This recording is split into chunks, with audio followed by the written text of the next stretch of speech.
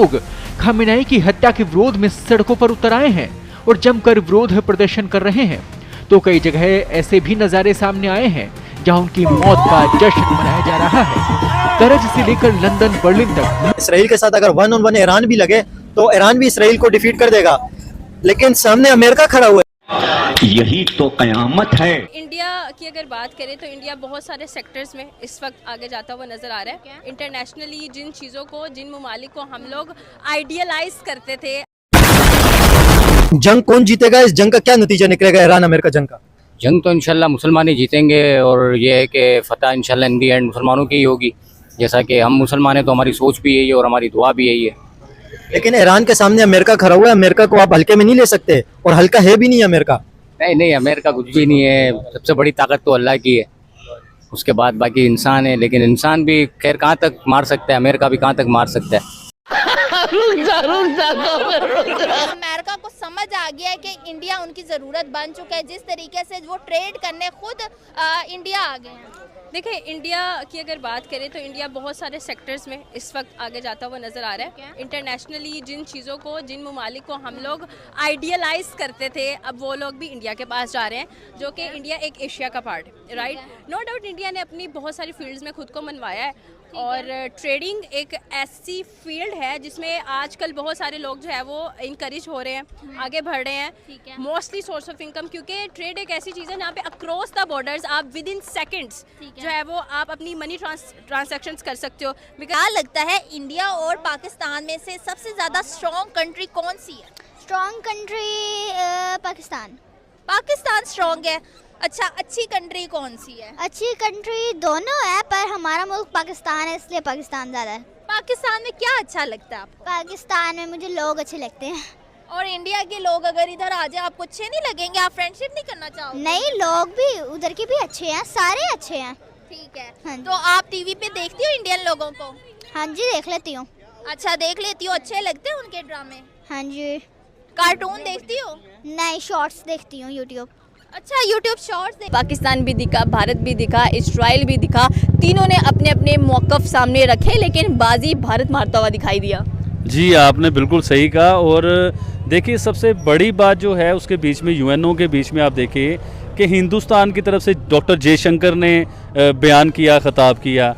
पाकिस्तान की तरफ से जो है हमारे मियां मोहम्मद शहबाज शरीफ साहब जो पीएम हैं, उन्होंने ख़िताब किया। लेकिन मैडम, एक दोनों ख़िताबों को अगर आप देखते हैं, पाकिस्तान की तरफ से पहले ख़िताब किया गया, हिंदुस्तान की तरफ से 1 या 2 दिन बाद ख़िताब किया गया। और इस वक्त ईरान की और मिडल ईस्ट की, अमेरिका, इजराइल एंड ईरान के बीच जो इस वक्त एक जंग हो रही है, युद्ध हो रहा है, उसके ऊपर बात करने के लिए हमारे साथ मौजूद हैं हमारे बहुत मोहतरम अरशद महमूद साहब, जो कि थिंकर हैं, राइटर हैं, ऑथर हैं और स्पीकर हैं। Thank you very much for joining my show sir.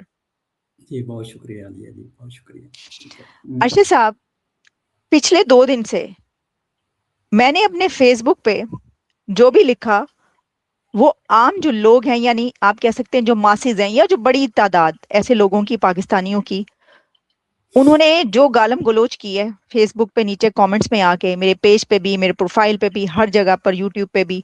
Afghanistan और पाकिस्तान के मुझे लगता है कि हंगामी सूरत हाल के बाद हम देख रहे हैं ईरान, यूएस और इजराइल के अटैक के बाद ईरान ने भी हमला कर दिया और ईरान के लीडर जो है वो अब इस दुनिया में मौजूद नहीं है। तो इस पर भी बात करेंगे। और उसके साथ साथ ईरान ने के दुबई एयरपोर्ट और पाकिस्तान में भी हमने देखा है कि यूएस कॉन्सुलेट कराची में कई लोगों को जो है वो काफ़ी मतलब उनको मारा गया है। इस पे भी बात करेंगे। तो मेजर साहब की जाने पड़ते हैं। मेजर सर, ईरान और इजराइल के बीच में जो कुछ चल रहा है, वैसे तो उन्होंने आधी दुनिया को लपेट लिया है उसमें, क्योंकि गल्फ कंट्रीज को भी हिट किया जा रहा है।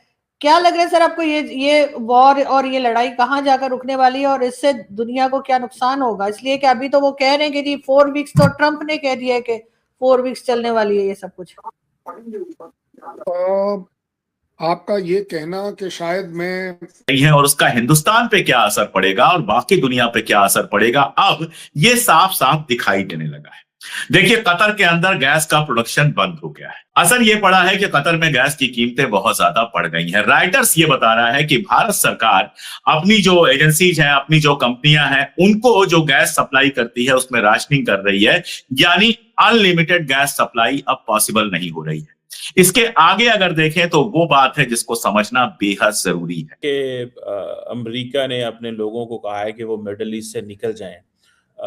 तो ये जो ईरान के ऊपर हमला और फिर ईरान का मिडल ईस्ट के ऊपर हमला, आप as an ambassador, as a diplomat, आप कैसे देखते हैं इसको? आपकी ज़िंदगी में कभी इस तरह का कोई वक्त आया हो कि ईरान पे हमला और उसने बाकी मिडल ईस्ट पे हमला कर दिया हो? ये हमने किताबों में चीज़ें सुनी थी, पढ़ी थी, स्ट्रेट ऑफ हार्मुज़ बंद होगा, मिडल ईस्ट सारा ऐसे होगा।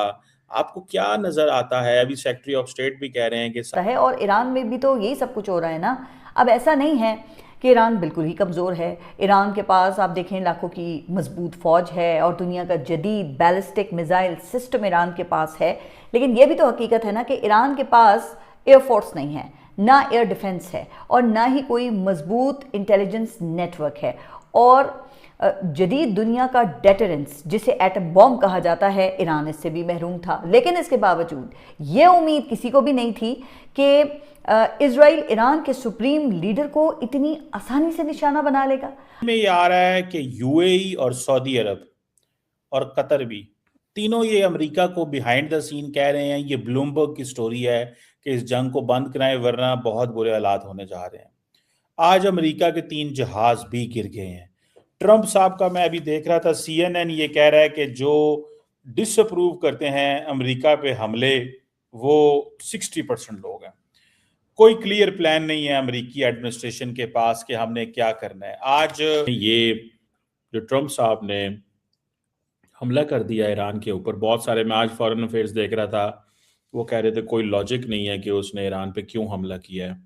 70% अप्रूवल थी कोई नहीं। आज भी CNN कह रहा है कि इनके पास जी ये आवाज क्या आ रही है जी जी, तो आज भी CNN ये कह रहा था कि 60% लोग समझते हैं उसके पास कोई प्लान नहीं है। आप क्या समझते हैं?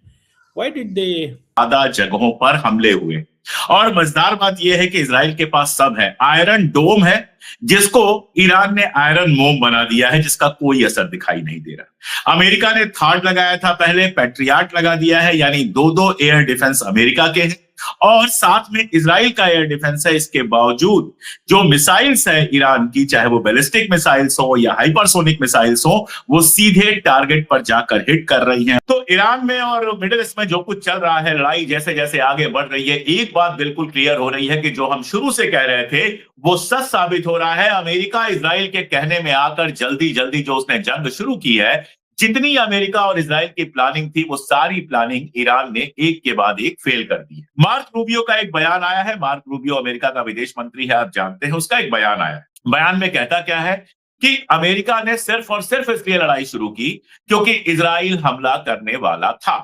अब बहुत सारे किस्से कहानियां